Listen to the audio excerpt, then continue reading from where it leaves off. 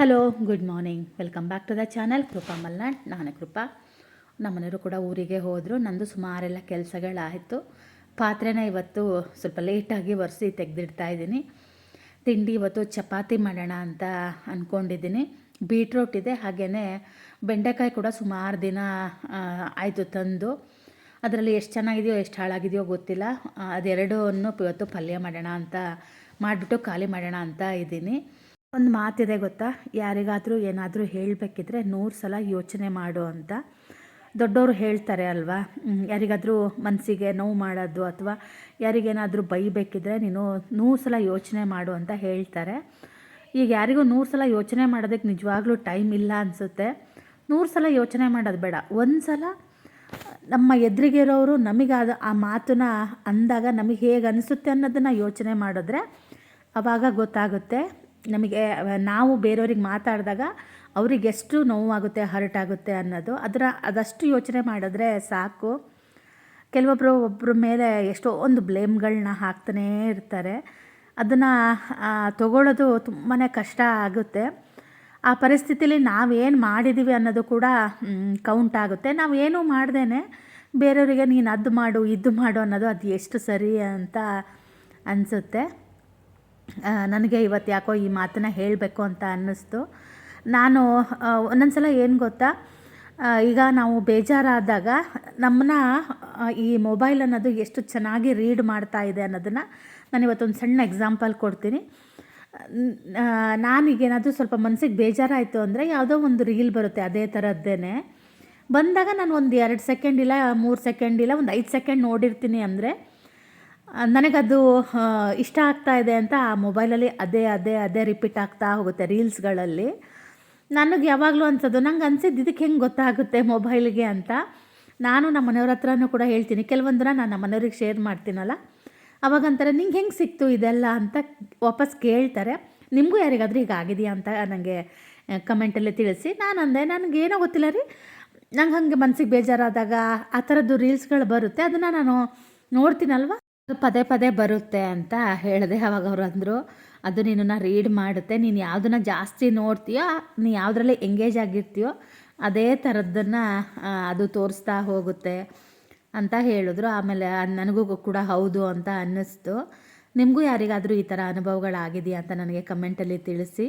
ಅದು ಹಾಗೆ ಅಲ್ವಾ, ಮನಸ್ಸಿಗೆ ಬೇಜಾರಾದಾಗ ಆ ಮೋಟಿವೇಶನ್ ಬರೋಂಥ ಸ್ಪೀಚ್ಗಳಾಗಲಿ ಅಥವಾ ಎಷ್ಟೊಂದು ನಮಗೆ ಮನಸ್ಸಲ್ಲಿ ಅದು ಅನ್ನಿಸ್ತಿರುತ್ತೆ, ಅದೇ ಥರದ್ದೇ ಬರ್ತಿರುತ್ತೆ. ಆವಾಗ ಇನ್ನೂ ಒಂಥರ ಬೇಜಾರು ಥರ ಆಗುತ್ತೆ. ಏನೋ ಗೊತ್ತಿಲ್ಲ, ನನಗೆ ಅನಿಸಿದ್ದನ್ನ ನಾನು ಹೇಳಿದ್ದೀನಿ. ನಿಮಗೆ ಯಾರಿಗಾದರೂ ಈ ಥರ ಯಾವುದಾದ್ರೂ ಅನುಭವಗಳಾಗಿದೆಯಾ ಅಂತ ನನಗೆ ಕಮೆಂಟಲ್ಲಿ ತಿಳಿಸಿ. ನಾನು ಬೆಂಡೆಕಾಯಿ ಪಲ್ಯಕ್ಕೆ ಇಟ್ಟಿದ್ದೀನಿ. ಬೆಂಡೆಕಾಯಿ ಸುಮಾರೆಲ್ಲ ಹಾಳಾಗಿತ್ತು. ಚೆನ್ನಾಗಿರೋದನ್ನು ಮಾತ್ರ ಹೆಚ್ಚಿಬಿಟ್ಟು ಬೆಂಡೆಕಾಯಿನ ನಾನು ಜಸ್ಟ್ ಹಾಗೆ ಒಗ್ಗರಣೆ ಪಲ್ಯ ಮಾಡ್ತೀನಿ ಅಷ್ಟೇ. ಹಾಗೆ ಬೀಟ್ರೋಟ್ ಪಲ್ಯನೂ ಕೂಡ ಸ್ವಲ್ಪ ಜಾಸ್ತಿ ಮಾಡಿಕೊಂಡ್ರೆ ಮಧ್ಯಾಹ್ನ ಊಟಕ್ಕೂ ಆಗುತ್ತೆ ಅಂತ ಬೀಟ್ರೋಟನ್ನು ಕೂಡ ಹೆಚ್ಚುತ್ತಾ ಇದ್ದೀನಿ. ಇವಾಗ ಸ್ವಲ್ಪ ಬೀಟ್ರೋಟನ್ನ ನಾನು ಜಾಸ್ತಿ ತಿಂತಾ ಇದ್ದೀನಿ. ನಾನು ನಿಮ್ಮ ಹತ್ರ ಹೇಳಲಿಲ್ಲ, ನಾನು ಹೋದ್ಸಲ ಚಿಕ್ಕಪ್ಪ ತೀರೋದಾಗ ಊರಿಗೆ ಹೋಗಿದ್ದೆ ಗೊತ್ತಾ. ತೀರೋದ ದಿನ ಮತ್ತು ನಾನು 3 ದಿನ ಎಲ್ಲ ಮುಗಿಸ್ಕೊಂಡು ಬಂದೆ ಅಲ್ವಾ, ನನ್ನದು ಒಂದೇ ಕಾಲು ದಪ್ಪ ಆಗಿಬಿಟ್ಟಿತ್ತು. ಆಮೇಲೆ ನೋವು ಇರಲಿಲ್ಲ, ಏನೂ ಇರಲಿಲ್ಲ, ಸ್ವಲ್ಪ ದಪ್ಪ ಆಗಿತ್ತು. ಚಿನ್ನಿ ಬೈದ್ಲು, ಫಸ್ಟು ಹೋಗಿ ಡಾಕ್ಟ್ರ್ ಹತ್ರ ತೋರಿಸ್ಕೊ ಅಂತ ಹೇಳಿದ್ಲು. ಆಮೇಲೆ ನಾನೇನು ಅಂದ್ಕೊಂಡೆ, ನಾವು ಅವತ್ತು 2 ದಿನ ನಿಂತಿದ್ದೆ ಅಲ್ವಾ, ಅದಕ್ಕಿರಬಹುದೇನೋ ಅಂತ ಅಂದ್ಕೊಂಡೆ.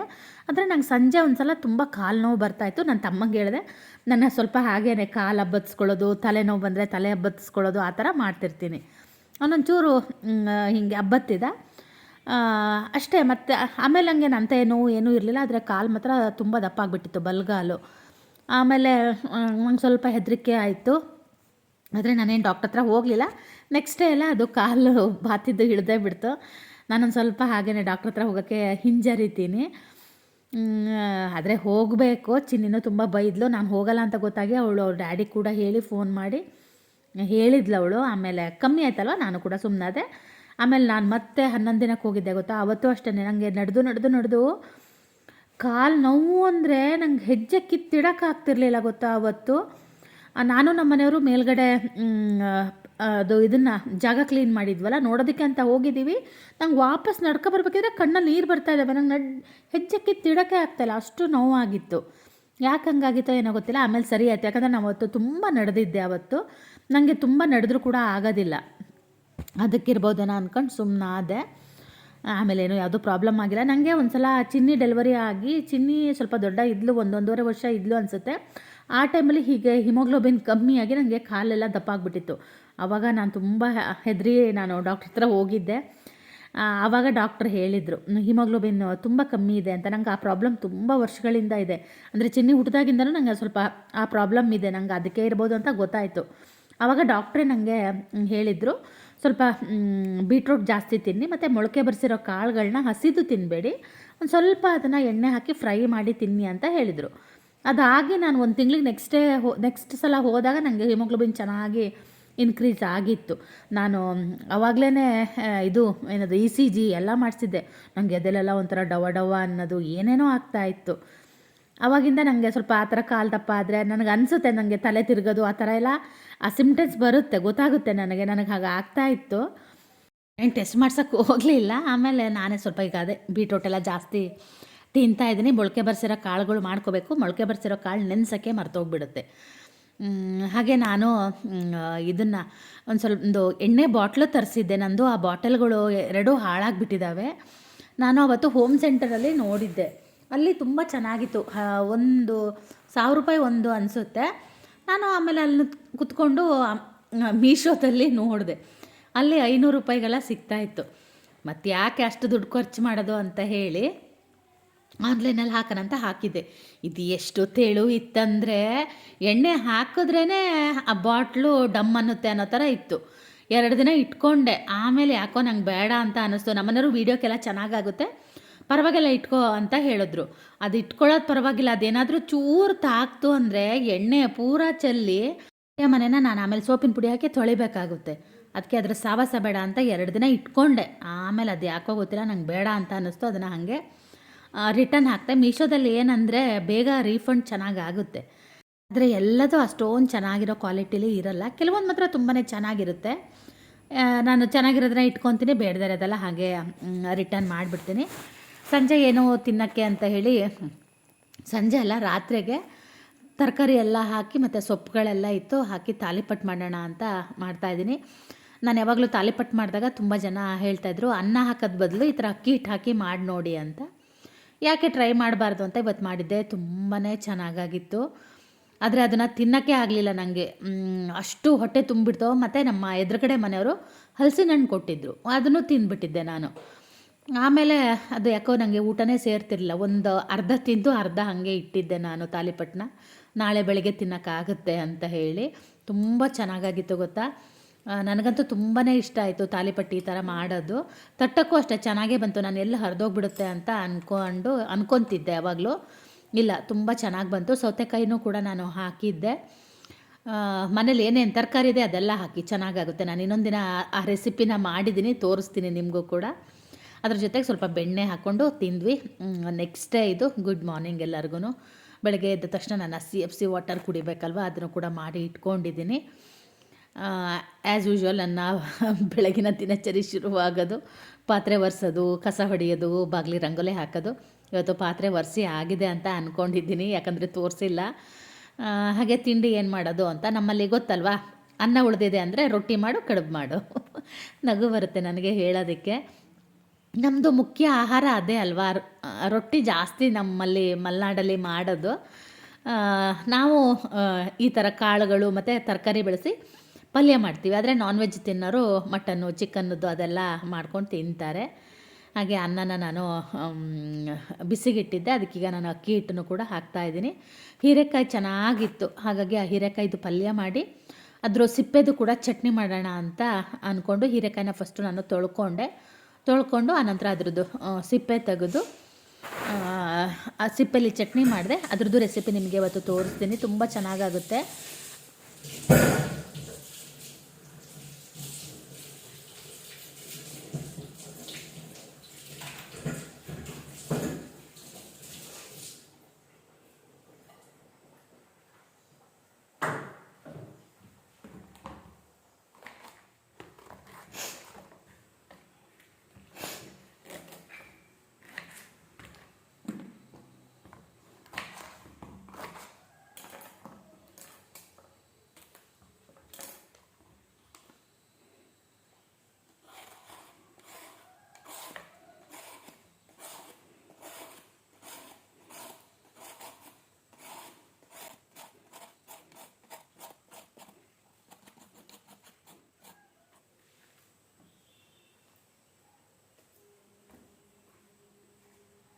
ಏಕಾಯಿ ಏನು ಗೊತ್ತಾ, ಒಂದೊಂದ್ಸಲ ಕಹಿ ಬಂದುಬಿಡುತ್ತೆ.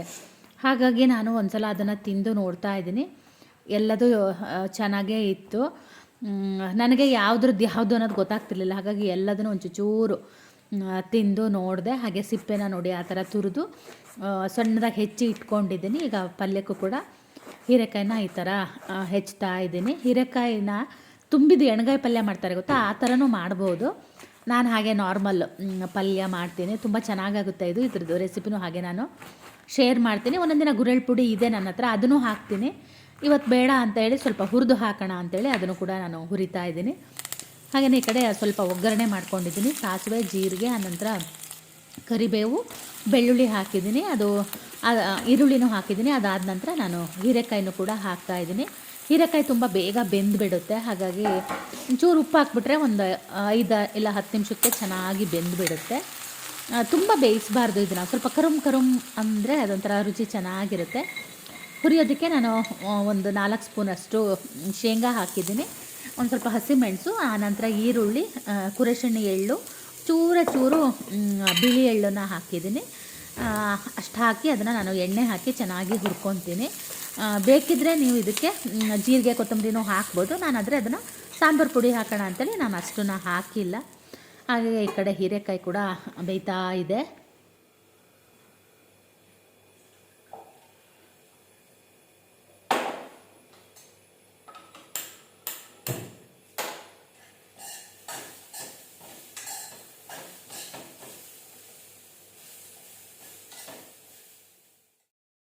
ಮುಂದೆ ಬಿಳಿ ಎಳ್ಳನ್ನು ಹೆಚ್ಚಾಗಿ ಯೂಸ್ ಮಾಡಬೇಕು ಅಂತ ಅಂದ್ಕೊಂಡಿದ್ದೀನಿ. ಯಾಕಂದರೆ ಅದರಲ್ಲಿ ಕ್ಯಾಲ್ಶಿಯಂ ತುಂಬ ಇರುತ್ತಂತೆ. ಹಾಗಾಗಿ ಸ್ವಲ್ಪ ವಯಸ್ಸಾದ ಹಾಗೆ ಗೊತ್ತಲ್ವ, ಕಾಲು ನೋವು, ಕೈ ನೋವು, ಸೊಂಟ ನೋವು ಎಲ್ಲ ಶುರುವಾಗುತ್ತೆ. ಎಷ್ಟಾಗುತ್ತೋ ಅಷ್ಟು ಅಡುಗೆ ಮನೆಯಿಂದನೇ ನಾವು ಫಸ್ಟು ಆರೋಗ್ಯ ಸರಿ ಮಾಡ್ಕೊಳ್ಳೋಕ್ಕೆ ಟ್ರೈ ಮಾಡಬೇಕು.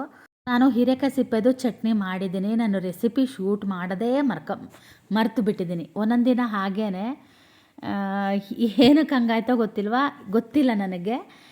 ಅದರದ್ದು ರೆಸಿಪಿನ ನಾನು ಶೂಟ್ ಮಾಡೇ ಇಲ್ಲ. ಇನ್ನೊಂದು ಸಲ ಯಾವತ್ತಾದರೂ ಮಾಡಿದಾಗ ಖಂಡಿತ ಶೇರ್ ಮಾಡ್ತೀನಿ. ಅದು ತುಂಬ ಅಂದರೆ ತುಂಬಾ ಚೆನ್ನಾಗಾಗಿತ್ತು. ನಾನು ನಿಜ ಹೇಳ್ತೀನಿ, ಅದು ವ್ಲಾಗ್ ಶುರು ಮಾಡಿದಾಗ ನಾನು ಮಾಡಿದ್ದೀನಿ ಅಂತ. ಎಡಿಟಿಂಗ್ ಮಾಡಬೇಕಿದ್ರೆ ಗೊತ್ತಾಗಿದ್ದು ನಾನು ಅದರದ್ದು ವೀಡಿಯೋನ ಶೂಟೇ ಮಾಡ್ಕೊಂಡಿಲ್ಲ ಅಂತ. ನಮ್ಮ ಮನೆಯವ್ರು ಬರೋಕ್ಕಿನ್ನೂ ಸ್ವಲ್ಪ ಟೈಮ್ ಇತ್ತು. ಫೋನ್ ಮಾಡಿದೆ. ಅವ್ರು ಬರೋದು ಟೈಮು ಸ್ವಲ್ಪ ಲೇಟ್ ಆಗುತ್ತೆ ಅಂದರು. ಮತ್ತು ಅವ್ರು ಬಂದ ಮೇಲೇ ಬಿಸಿ ರೊಟ್ಟಿ ಮಾಡೋಣ ಅಂತ ಹೇಳಿ ಸ್ವಲ್ಪ ಅಡುಗೆ ಮನೆನಾದರೂ ಕ್ಲೀನ್ ಮಾಡ್ಕೊಳ್ಳೋಣ ಅಂತ ಮಾಡ್ಕೊತಾ ಇದ್ದೀನಿ. ಆ ಕೆಳಗಡೆದು ತುಂಬ ಗಲೀಜಾಗಿಬಿಟ್ಟಿತ್ತು ಜೋಡಿಸಿದ್ದು. ಅದು ಗೊತ್ತಲ್ವಾ, ಆವಾಗವಾಗ ಯೂಸ್ ಮಾಡ್ತಿರ್ತೀವಿ. ದಿನ ಹಂಗಂಗೆ ಇಡೋಕ್ಕಂತೂ ಆಗಲ್ಲ, ಏನೇನೋ ಮಾಡಿರ್ತೀನಿ.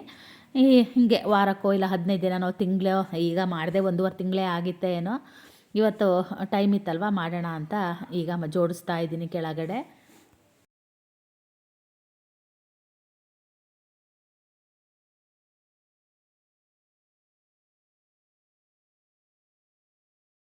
ಇಷ್ಟೆಲ್ಲ ಕೆಲಸ ಮಾಡಿದ್ರು ನಮ್ಮ ಮನೆಯವ್ರು ಇನ್ನೂ ಊರಿಂದ ಬಂದಿರಲಿಲ್ಲ. ಆಮೇಲೆ ಮೇಲೆ ಹೋಗಿ ಎಲ್ಲ ಕ್ಲೀನ್ ಮಾಡಿ ಮೇಲ್ಗಡೆನೂ ನೆಲ ಒರೆಸೋದಕ್ಕೆ ಮಿಷನನ್ನು ಹಾಕಿ ಬಂದೆ. ಆದಷ್ಟು ರೊಟ್ಟಿಗಳನ್ನ ಮಾಡಿ ಇಟ್ಕೊಂಡ್ರೆ ಅವ್ರು ಬಂದ ತಕ್ಷಣ ಬಿಸಿ ಬಿಸಿ ರೊಟ್ಟಿ ಮಾಡಿ ಕೊಡೋಣ ಅಂತ ಹೇಳಿ. ಹೀರೆಕಾಯಿ ಸಿಪ್ಪೆ ಚಟ್ನಿದು ಹಾಗೆ ನಾನು ಬಾಯಲ್ಲಿ ಹೇಳ್ತೀನಿ. ಹೀರೆಕಾಯಿ ಸಿಪ್ಪೆನ ಚೆನ್ನಾಗಿ ಎಣ್ಣೆಯಲ್ಲಿ ಫಸ್ಟು ಹುರ್ಕೋಬೇಕು. ಅದೊಂದು ಅರ್ಧ ಭಾಗ ಬೆಂತು ಅಂದಾಗ ಒಂದು ಸ್ವಲ್ಪ ಶೇಂಗಾ, ಕಡಲೆಬೇಳೆ ಮತ್ತು ಉದ್ದಿನಬೇಳೆ ಅದನ್ನು ಕೂಡ ಚೆನ್ನಾಗಿ ಕೆಂಪಾಗೋ ತನಕ ಹುರ್ಕೊಂಡು, ಆನಂತರ ಉಪ್ಪು, ಹುಳಿ, ಬೆಲ್ಲ, ಸ್ವಲ್ಪ ಕೊತ್ತಂಬರಿ ಸೊಪ್ಪು, ಆಮೇಲೆ ಸ್ವಲ್ಪ ಕರಿಬೇವಿನ ಸೊಪ್ಪನ್ನು ಹಾಕಿ ಅದು ತಣ್ಣಗಾದ್ಮೇಲೆ ರುಬ್ಬಿದ್ರೆ ತುಂಬ ಚೆನ್ನಾಗಿರುತ್ತೆ. ಕರಿಬೇವು ಖಾಲಿಯಾಗಿತ್ತು. ಹಾಗಾಗಿ ನಮ್ಮನೆಯವರಿಗೆ ತರೋದಕ್ಕೆ ಕೇಳಿದ್ದೆ. ಅವರೇನು ಇಡೀ ಕರಿಬೇವಿನ ಗಿಡನೇ ಹೊತ್ಕೊಂಡು ಬಂದಿದ್ದಾರೆ. ನನಗೆ ಕರಿಬೇವು ಸ್ವಲ್ಪ ಅಡುಗೆಗೆಲ್ಲ ನಾನು ಜಾಸ್ತಿ ಯೂಸ್ ಮಾಡ್ತೀನಿ. ನಾನು ಹೆಚ್ಚಾಗಿ ಏನು ಮಾಡ್ತೀನಿ ಗೊತ್ತಾ, ಪಲ್ಯಗಳಿಗೆ ಹಾಕಿದ್ರೆ ಎತ್ತಿಟ್ಬಿಡ್ತಾರೆ. ಅದಕ್ಕೆ ನಾನೇನು ಮಾಡ್ತೀನಿ, ಈ ಚಟ್ನಿಗಳು ಮಾಡಿದಾಗ ಅಥವಾ ಪಲ್ಯ ಮಾಡಿದಾಗ, ಸಾಂಬಾರಿಗೆ ನಾನು ಎಲ್ಲದನ್ನು ರುಬ್ಬೋದಕ್ಕೇ ಹಾಕಿಬಿಡ್ತೀನಿ. ಆವಾಗ ಅದು ಗೊತ್ತಾಗಲ್ವಲ್ಲ, ತಿಂದುಬಿಡ್ತಾರೆ. ನಾನು ಮಾತ್ರ ಯಾವತ್ತೂ ತಟ್ಟೆಯಲ್ಲಿ ಕರಿಬೇವನ್ನೆಲ್ಲ ಬಿಡೋಲ್ಲ. ನಾನು ಅದು ನಮ್ಮನೆಯವ್ರು ಬಿಟ್ಟರು ಅದನ್ನು ತೆಗೆದು ನಾನು ತಿಂತೀನಿ, ಕೂದಲಿಗೆಲ್ಲ ಒಳ್ಳೆಯದು ಅಂತ. ಹಾಗೆ ಹೇಳ್ತಾ ತಿಂದ್ರೂ ಕೂದಲಂತೂ ಬೆಳ್ಳಗೆ ಆಗೋಗಿದ್ದಾವೆ. ಅದು ವಯಸ್ಸಾದಾಗೂ ಏನು ಮಾಡೋಕ್ಕಾಗುತ್ತೆ ಅಲ್ವಾ. ಆದಷ್ಟು ಪ್ರಯತ್ನ ಅಂತೂ ನಾವು ಮಾಡಬೇಕಾಗುತ್ತೆ. ಹಾಗೆ ನಮ್ಮ ಮನೆಯವರು ಕಾಫಿ ಕುಡಿಯೋಣವಾ ಅಂತ ಅಂದರು. ಆಮೇಲೆ ನಾನು ಬೇಡ ಅಂತ ಅಂದೆ. ಹಾಗೆ ಮಧ್ಯಾಹ್ನ ನಾನು ಆಮೇಲೆ ವ್ಲಾಗ್ನ ಮಾಡಲೇ ಇಲ್ಲ. ನಮ್ಮ ಮನೆಯವರು ಬರೋದು ಸ್ವಲ್ಪ ಲೇಟ್ ಆಗುತ್ತೆ ಅಂತ ಹೇಳಿದ್ರು. ಮತ್ತು ನಾನು ಏನು ಮಾಡೋದು ಅಂತ ಹೇಳಿ ಸ್ವಲ್ಪ ಮೊಸರನ್ನ ಮಾಡಲಾ ಅಂತ ಹೇಳಿದೆ. ಪತ್ರೊಡೆ ಇತ್ತಲ್ವ, ಹಾಗಾಗಿ ಒಂದು ಸ್ವಲ್ಪ ಮೊಸರನ್ನ ಮಾಡಿದೆ. ಮತ್ತು ರೊಟ್ಟಿನೂ ಒಂದು ಸ್ವಲ್ಪ ಜಾಸ್ತಿನೇ ಮಾಡಿಬಿಟ್ಟಿದ್ದೆ. ರೊಟ್ಟಿ ಏನು ತಿನ್ನಲಿಲ್ಲ. ನಮ್ಮನೆಯವರು ಬೆಳಗ್ಗೆ ರೊಟ್ಟಿ ಚೆನ್ನಾಗಿ ತಿಂದಿದ್ರು, ಹಾಗಾಗಿ ಅವರಿಗೆ ಹಸಿವು ಆಗಿರಲಿಲ್ಲಂತೆ. ಅದಕ್ಕೆ ಸ್ವಲ್ಪ ಮಾತ್ರ ಮೊಸರನ್ನ ಮಾಡು ಅಂತ ಹೇಳಿದರು. ಒಂದು ಸ್ವಲ್ಪ ಮಾತ್ರ ಮೊಸರನ್ನ ಮಾಡಿದೆ. ಪತ್ರೊಡೆನೂ ಅಷ್ಟೇ ಒಂದು ಸ್ವಲ್ಪ ಮಾತ್ರ ಅದನ್ನು ಒಗ್ಗರಣೆ ಹಾಕಿದ್ದೀನಿ. ಮತ್ತು ರಾತ್ರಿಗೆ ಬೇಕಾದರೆ ಮತ್ತೆ ಹಾಕೋದಕ್ಕೆ ಆಗುತ್ತೆ ಅಂತ ಹೇಳಿ ನಾನು ಬೆಳಗ್ಗೆ ನಿನ್ನೆ ತಾಲಿಪಟ್ಟು ಅರ್ಧ ಇಟ್ಕೊಂಡಿದ್ದೆ ಅಲ್ವಾ, ಬೆಳಗ್ಗೆ ನಾನು ತಿನ್ನೋದೇ ಮರ್ತು ಬಿಟ್ಟಿದ್ದೆ. ಅದನ್ನು ಹಾಗೆ ಇಟ್ಕೊಂಡಿದ್ದೆ. ಇವಾಗ ಅದನ್ನು ಬಿಸಿ ಮಾಡಿಕೊಂಡು ಈಗ ಅದನ್ನು ತಿಂತಾಯಿದ್ದೀನಿ. ಹಾಗೆ ಹೀರೆಕಾಯಿ ಸಿಪ್ಪೆ ಚಟ್ನಿ ಕೂಡ ತುಂಬ ಚೆನ್ನಾಗಾಗಿತ್ತು, ಅದನ್ನು ಕೂಡ ನಾನು ಊಟಕ್ಕೆ ಹಾಕ್ಕೊಂಡಿದ್ದೀನಿ. ಹಾಗೆಯೇ ಇವತ್ತಿನ ವ್ಲಾಗ್ನು ಕೂಡ ನಾನು ಇಲ್ಲಿಗೆ ಮುಗಿಸ್ತಾ ಇದ್ದೀನಿ. ನಾಳಿನ ವ್ಲಾಗಲ್ಲಿ